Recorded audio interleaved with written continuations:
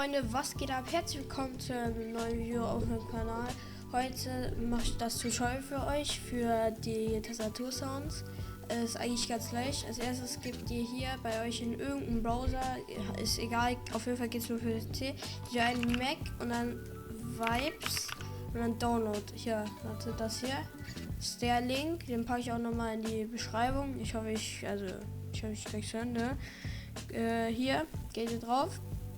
Dann steht hier die ganzen Dinger für was. Hier drückt ihr auf den allerersten für Windows, ne? Dann kommt ihr hier hin, dann müsst ihr das Ganze speichern drücken. Ne? Dann downloadet ihr das. Dann kommt ihr hier drauf.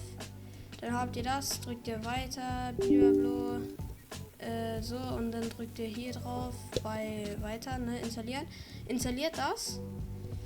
Dann, wenn ihr es installiert habt, drückt ihr, also bei Suchleiste macht ihr dann halt Minecraft, ne? Digga. So, geht ihr drauf und dann öffnet sich das Fenster instant. Bei dem Fenster könnt ihr dann alles einstellen, zum Beispiel so für Clips habe ich immer auf 100 so für mich, aber für Clips auf 30 habt ihr das dann, ne? Und ich mache jetzt mal Todeslaut, ne? Das ist dann die Sounds.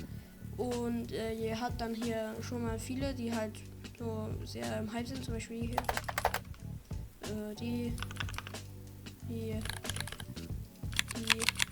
Es gibt alles, also ich take immer die. Und falls euch das nicht reicht, ne, drückt ihr hier auf More Sounds. Und warte. Hier hat sich jetzt ein Fenster geöffnet. Warte, ich mach mal kurz Dings. Wartet. Hier. Zeige ich euch das. Das ist das hier. So, guckt. Hier, das ist halt hier eine Page und da könnt ihr alle Gearbinds und weiß ich nicht was auswählen. Ne? Hier, guckt euch das an. Also hier sind so viele. Auf jeden Fall, ja, und das war's mit dem Tutorial. Ich hoffe, euch hat's gefallen und geholfen. Und lasst gerne ein Like und ein Abo da. Das war's. Ciao.